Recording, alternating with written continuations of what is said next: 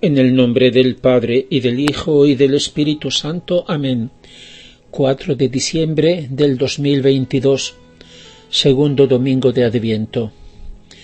Queridos hermanos, el Evangelio de este segundo domingo de Adviento dice que en aquellos días apareció Juan el Bautista predicando en el desierto de Judea, diciendo: «Convertíos, porque el reino de los cielos está cerca». Este es aquel de quien habló el profeta Isaías cuando dijo: «Voz del que clama en el desierto, preparad el camino del Señor, enderezad sus sendas». Juan iba vestido de pelo de camello, con un cinturón de cuero a la cintura, y se alimentaba de langostas y miel silvestre. Venían a él de Jerusalén, de toda Judea y de la región del Jordán, y confesando sus pecados se hacían bautizar por él en el río Jordán. Como viera a muchos fariseos y saduceos venir a su bautismo, les dijo: «Raza de víboras, ¿quién os enseñó a huir de la ira que se acerca?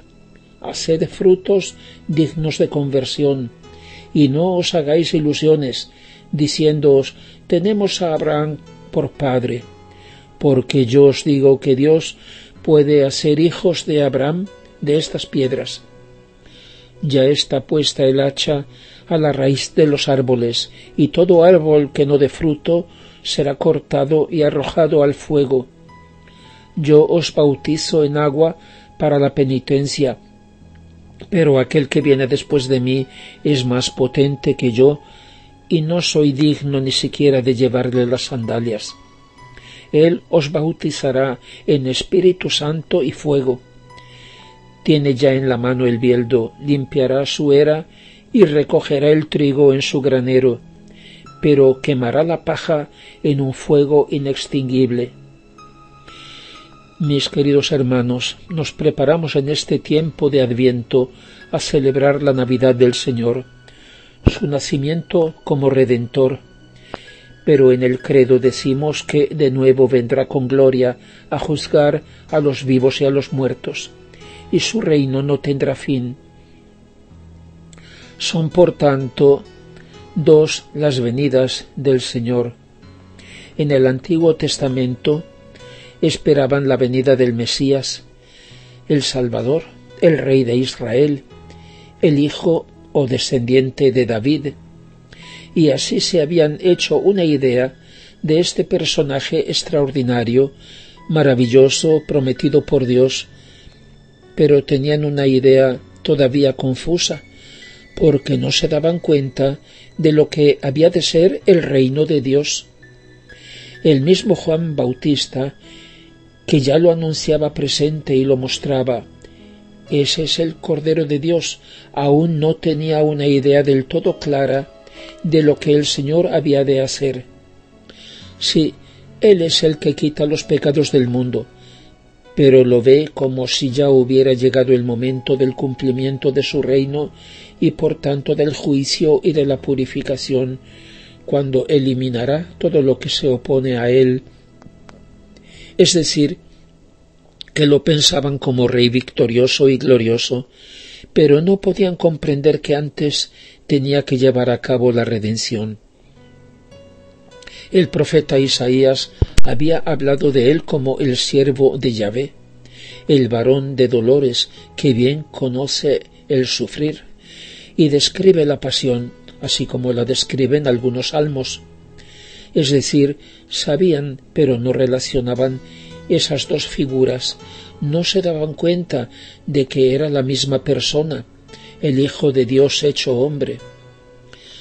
Por eso, cuando Jesús se mostró humilde, pobre, en el dolor, humillado, y se dejó crucificar, los que no tenían el corazón abierto a la luz de Dios se escandalizaron de él. Lo rechazaron por ese motivo, no comprendiendo que es la misma persona y que antes de establecer su reino tenía que llevar a cabo la redención. Debía hacer una purificación no ya destruyendo a sus enemigos, sino los pecados, asumiendo él la responsabilidad. No comprendían que es el mismo Jesús que había de venir en dos tiempos diferentes, como Redentor primero y como Rey más adelante, mientras que nosotros tenemos ya motivos para ver claro. Pero hay una diferencia. Aquella gente de entonces pensaba solo en la venida gloriosa del Mesías, del Salvador como Rey, el Rey de Israel, que había de establecer su reino sobre todas las naciones, un dominio mundial entendido de un modo muy material, semejante a como son los reinos humanos, un rey que había de dar al pueblo elegido el dominio sobre todos los pueblos, sometidos como siervos a Israel, mientras éste había de gozar de todo bien y dicha en la tierra. Pero el reino de Dios no tiene nada que ver con los reinos de la tierra. Su reino no es de este mundo. El verdadero reino de Dios es el que el Padre viva en el corazón de cada hijo, y que cada hijo sea en todo y por todo como Jesús. El reino de Dios es tener en nosotros la vida de Jesús, es ser transformados en Él, aun siendo nosotros criaturas, tener su forma de pensar, sus gustos, sus pensamientos, su amor, su intimidad con el Padre, de forma que podamos decir con Él: todo lo mío es tuyo y todo lo tuyo es mío. Yo soy todo tuyo y tú eres todo mío. Ese reino de Dios lo poseía Adán cuando fue creado, inocente y santo a semejanza de Dios. Pero lo perdió con su desobediencia, con su ingratitud, habiéndose enfriado su amor cuando quiso ser como Dios, pero sin Dios, es decir, cuando prefirió hacer su voluntad en lugar de la voluntad de Dios. Dejó de ser hijo, y así el reino de Dios desapareció de la tierra.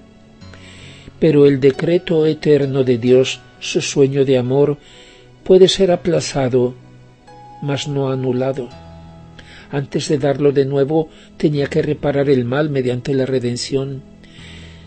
El puente de la justicia o santidad que debe unir a Dios y al hombre, interrumpido por la injusticia del pecado, había de ser reparado para que por él pudiera pasar la misericordia y circular de nuevo el amor.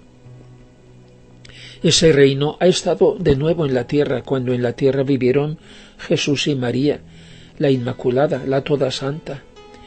En ellos era realidad viva el reino de Dios. Pero cuando terminó su misión de redención en la tierra, ¿qué quedó? El Señor dejó los medios para aplicar la redención y la promesa del reino. En los fieles, en los buenos, había sólo una preparación, el deseo, el tratar de estar preparados para la venida del Señor.